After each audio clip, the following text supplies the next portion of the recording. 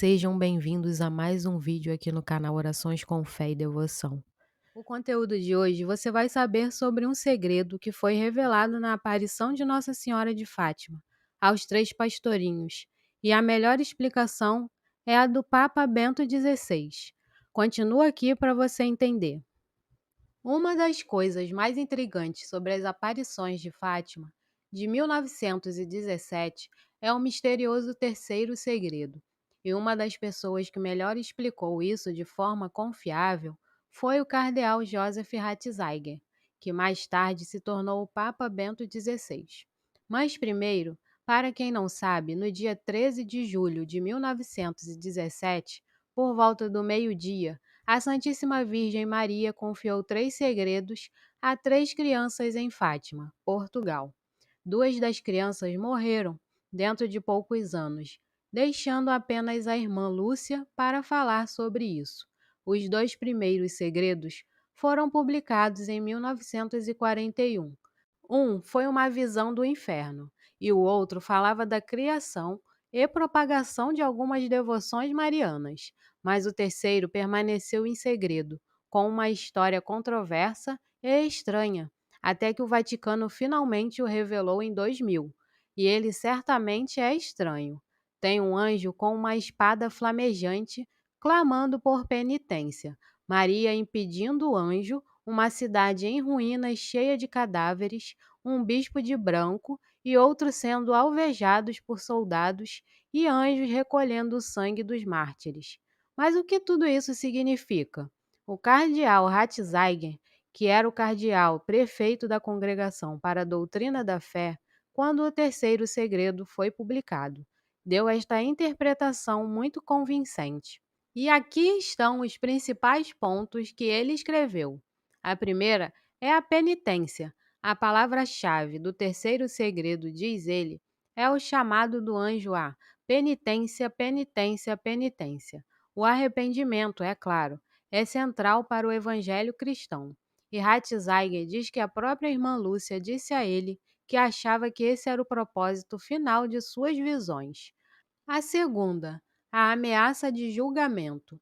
Ele explica que algumas das imagens são remanescentes do livro do Apocalipse e diz que o anjo com a espada provavelmente representa a ameaça de julgamento que desponta sobre o mundo. Ele então acrescenta esta sacada intrigante: a perspectiva de que o mundo possa ser reduzido a cinzas por um mar de fogo não parece mais pura fantasia. O próprio homem, com suas invenções, forjou a espada flamejante. A terceira, o futuro não é inevitável. Ao mostrar a posição de Maria entre o anjo e o mundo, e ao pedir penitência, a visão enfatiza a liberdade humana.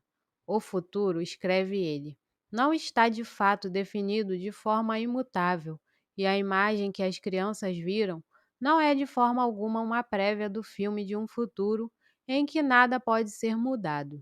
Na verdade, todo o objetivo da visão é trazer a liberdade para a cena e orientar a liberdade em uma direção positiva. O objetivo da visão não é mostrar um filme com um futuro irrevogavelmente determinado.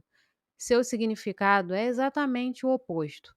Destina-se a mobilizar as forças de mudança na direção certa. Portanto, Ratzinger não acha que os católicos deveriam olhar para os segredos como previsões, mas sim como avisos. A quarta é a perseguição do século XX. Ele interpreta a cidade em ruínas como a história humana em geral, e ele vê na violência contra o bispo de branco não uma previsão específica da tentativa de assassinato de João Paulo II, mas sim uma representação da perseguição e do sofrimento que a Igreja experimentou no século XX. A quinta, sem revelações apocalípticas. Ainda que eventos individuais sejam descritos, conclui Ratzinger, eles pertencem ao passado. Aqueles que esperavam revelações apocalípticas emocionantes sobre o fim do mundo ou o curso futuro da história estão fadados a se decepcionar.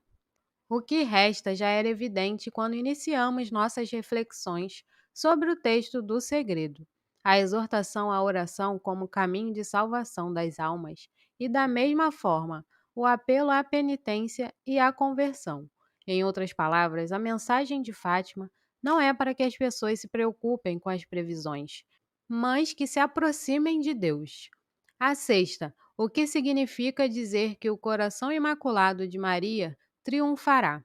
O coração aberto a Deus, Ratzinger explica, é mais forte do que revólveres e armas de todo tipo. O Fiat de Maria, dito do seu coração, mudou a história do mundo, porque trouxe o Salvador ao mundo. Mas, uma vez que o próprio Deus assumiu um coração humano e assim conduziu a liberdade humana para o bem, a liberdade de escolher o mal não tem mais a última palavra. Daquele momento em diante, a palavra que prevalece é esta: no mundo tereis tribulações, mas coragem, eu venci o mundo. Como diz em João, capítulo 16, versículo 33. A mensagem de Fátima convida-nos a confiar nesta promessa. Bom, irmãos, podemos perceber que o tempo de se converter é hoje.